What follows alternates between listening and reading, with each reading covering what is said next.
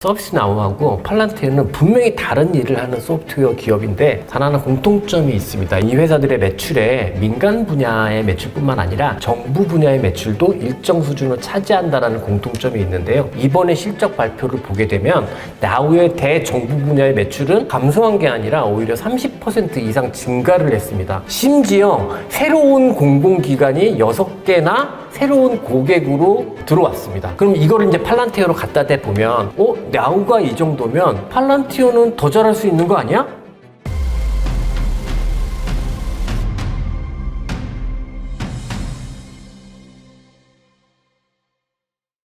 찐생 여러분 안녕하세요. 찐삼 김진입니다. 여러분들 좋아하시는 필살기 시간입니다. 최근에 우리가 이제 다음 주도주군의 후보를 가지고 AI 소비 사이클 이것들을 테마로 좀 생각을 많이 해왔잖아요. 그것 때문에 증시 토크 그리고 필살기 그리고 테마파크 거의 똑같은 얘기를 제가 이제 각도를 바꾸어서 여러분들께 말씀을 드려보려고 합니다.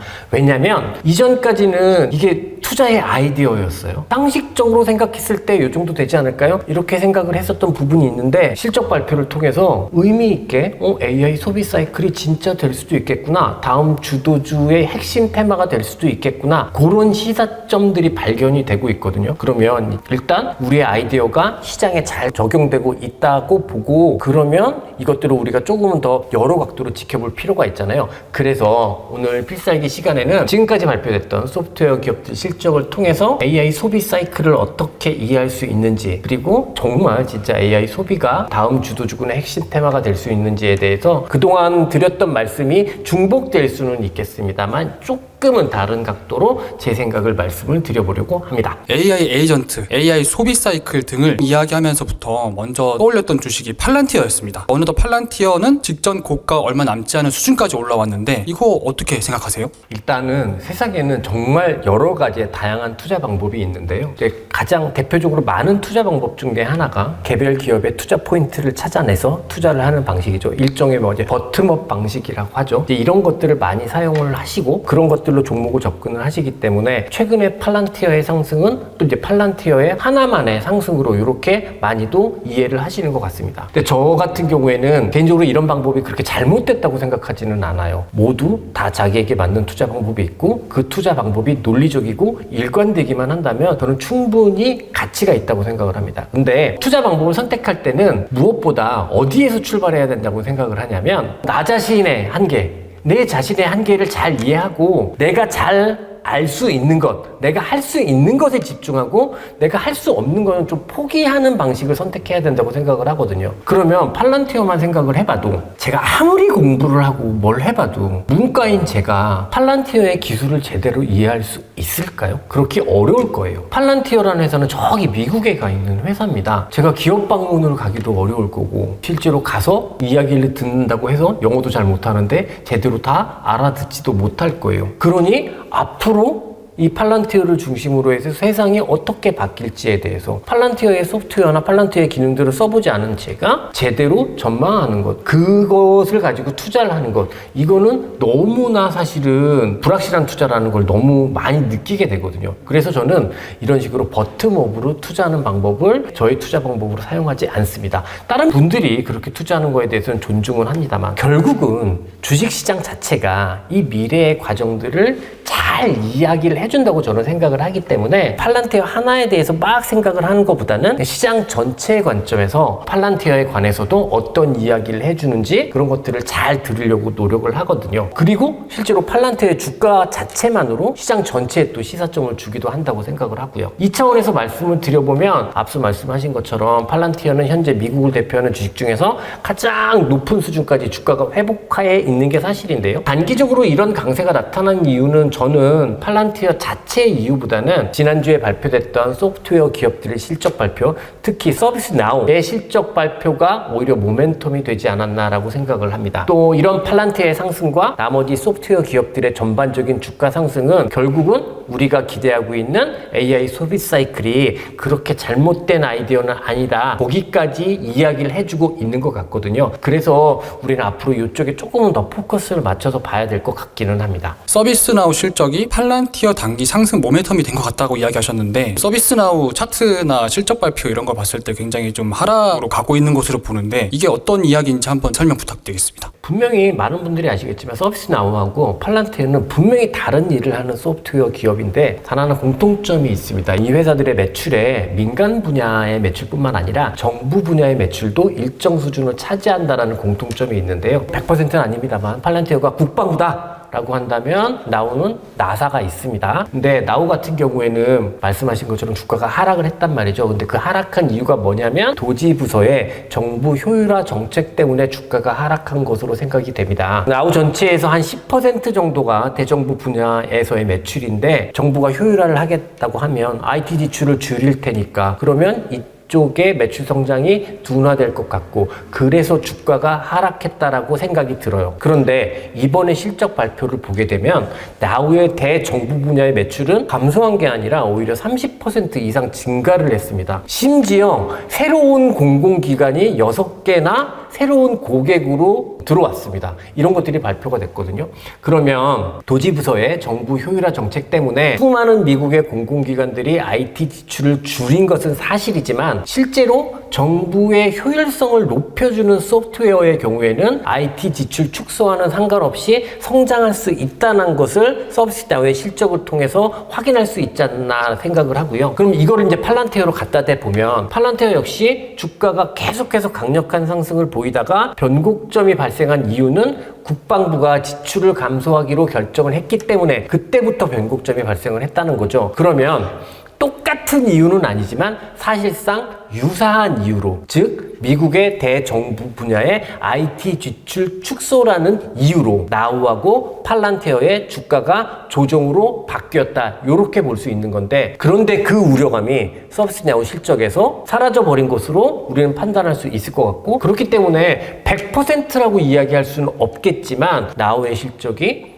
나우가 이 정도면 팔란티어는 더 잘할 수 있는 거 아니야? 라는 생각을 저도 하는데 아주 많은 사람들이 다 하지 않을까요? 그것 때문에 오히려 나우가 실적 발표 이후에 아주 드라마틱한 주가 반전을 보일 때 팔란티어가 더 강한 형태로 상승을 보이지 않았나. 그래서 팔란티어의 주가 상승의 모멘텀은 서비스나우에 있지 않았나. 저는 시장의 전체 해석을 통해서 이렇게 판단을 하고 있습니다. IBM 같은 주식도 이제 주도주가 될 가능성이 있다라고 말씀을 자주 해주시는데 이 IBM 같은 주식도 실적 발표 이후에 하락을 했으니까 사실 소프트웨어는 너무 볼 게 없는 거지 않을까요? 분명히 맞는 얘기예요. AI 에이전트, 그래서 뭐 AI를 소비하는 시기가 되면 소비 사이클이 되게 되면은 제가 강조해서 드리는 부분인데 이 소비 사이클이 왔기 때문에 모든 기업들이 다 좋아지지 않습니다. 이 소비 사이클에 맞춰서 고객들의 니즈에 맞게 적절한 매력적인 서비스를 제공할 수 있는 기업과 그렇지 못하는 기업은 분명히 차별화가 강하게 나타날 가능성이 있습니다. 원래 소비 사이클에서는 주식시장이 그렇게 진행을 합니다. 근데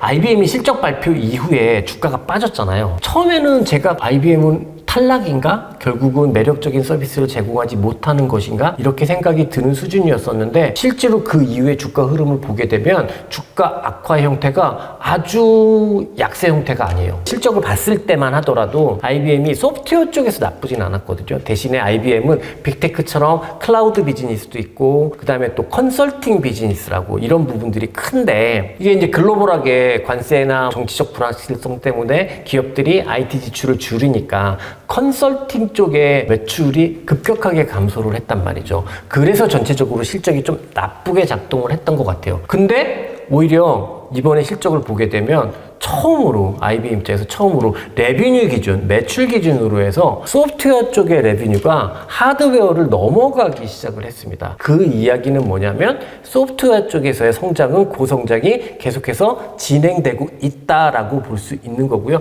IBM도 분명히 레드햇이라는 소프트웨어 회사를 인수한 다음에 생성형 AI를 접목시켜서 AI 에이전트 서비스를 해주고 있거든요. 데이터 시스템 관리 차원에서. 그렇기 때문에 IBM 전체로 보게 되면 클라우드 비즈니스가 조금 약하고 컨설팅 비즈니스가 약해서 전체적인 매출은 둔화됐지만 소프트웨어 쪽의 실적은 계속해서 성장하고 있는 게 확인이 됐기 때문에 그래서 실적 발표 이후에 주가가 조정이 보이긴 했습니다만 사실 IBM이 미국에 있는 IT 주식 중에서 가장 안 빠진 주식이거든요. 근데 그것까지 고려해보면 장기 추세를 이탈하지 않고 있는 상황이라서 이건 그렇게 나쁘게 볼 주식이 아닌데 라는 역발상이 생각이 들 수 있을 정도의 흐름을 지금 보여주고 있는 것 같습니다. 그러면 궁금해지는 게 우리가 그동안 기대하고 있던 AI 소비 사이클을 다음 주도주군으로 생각하면 될까요? 가장 먼저 말씀드리고 싶은 부분은 일단 그렇게 선제적인 생각, 우리의 투자 아이디어가 조금 잘 되고 있다고 해서 이제 실제로 막 움직이겠다고 해서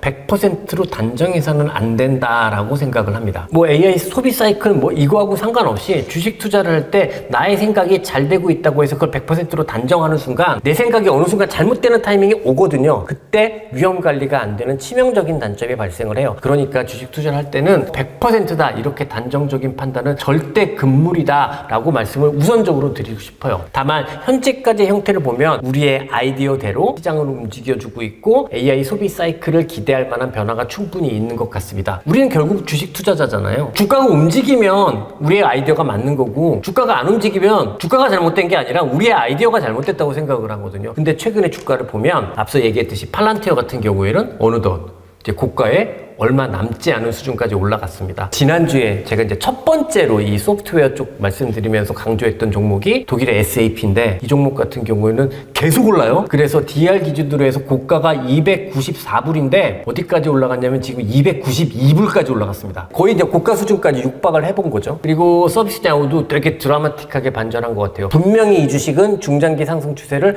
완전히 이탈하는 하락을 보이다가 실적 발표 이후에 완벽하게 이 추세를 뒤집으면서 중장기 추세를 회복하는 수준을 보여주고 있는 것 같아요. IBM도 앞서 말씀드렸지만 실적 발표 이후에 주가가 하락했으나 중장기 상승 기조는 그대로 유지되고 있는 상황인 것 같고 아직 실적 발표는 안 했지만 크라우드 스트라이크 같은 경우에도 뭐야 이젠 단기 상승 전환이야? 이제 하락이 종료된 게 아니야? 요거에 대한 변곡점이 아니라 상승 전환이 아니야? 라고 생각될 수 있을 만큼의 변화가 나타나고 있는 상황인 것 같아요. 물론 지난 새벽에 있었던 스포티파이 같은 주식이 가장 안 빠진 주식 중에 하나였기 때문에 좀 기대를 했었습니다만 그 종목은 실적 발표 이후에 주가가 하락을 했어요. 근데 양선 하락이었습니다. 그래서 추세적인 훼손이 나타나지 않는 상황이에요. 지금 말씀드린 이 많은 종목들이 기본적으로는 미국에서 대부분의 종목들은 너무 많이 빠져서 거기서 반등하고 있는데 이런 주식들은 지금 상승으로 전환되고 있는 모습을 보이고 있어서 굉장히 다른 차원의 그림을 보여주고 있거든요. 근데 이런 기업들 다 보게 되면 하나하나 따져보면 다 다른 회사예요. 똑같은 회사 아무것도 없습니다. 다 다른 일을 하는데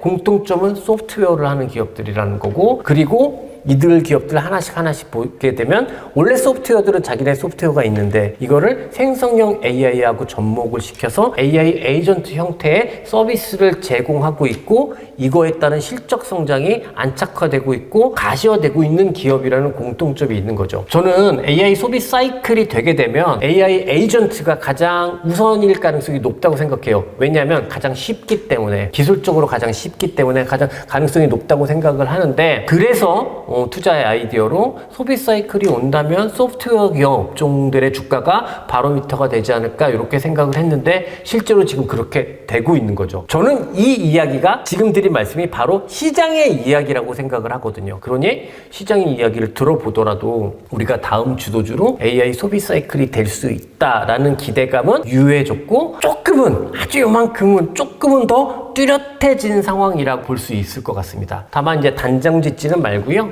아직까지 시장 전체 매크로 위험 자체가 완벽하게 제거되지 못한 상황이고 너무 이들만 움직이고 있는 상황이고 나머지 종목들이 움직이지 못하고 있는 상황이고 매크로의 안정이 기해지지 못하고 있는 상황이기 때문에 너무 공격적으로 할 필요는 없을 것 같고 대신에 지금 우리가 논의했던 수많은 종목들이 추세가 강해지면 강해질 때마다 팔아먹기를 구분하기보다는 조금 더 포지션을 강화시키면서 우리의 판단을 판단을 강화시키는 전략을 하더라도 AI 소비 사이클이 오면 충분히 높은 수익을 거둘 수 있지 않을까 이렇게 생각을 합니다. 네, 이상으로 오늘 필살기에서는요, 우리가 그동안 생각했던 AI 소비 사이클이 실제로 시장에서 어떻게 반응해서 움직이고 있는지 이런 것들을 조금은 다른 각도, 주가 차원의 각도 이 측면으로 말씀을 드려봤고요. 그랬을 때 우리는 시장의 이야기를 통해서 어떤 판단을 할 수 있을지 이런 부분들 말씀드려봤습니다. 늘 말씀드리지만 저희 이야기가 정답이라고 생각되지는 않고요. 여러분들의 투자에 조금이나마 도움이 되는 이야기가 됐으면 좋겠습니다. 이상 영상 마무리하도록 하겠습니다. 저는 찐생 김진이고요. 끝까지 들어주셔서 감사합니다. 그럼 우리 찐생 여러분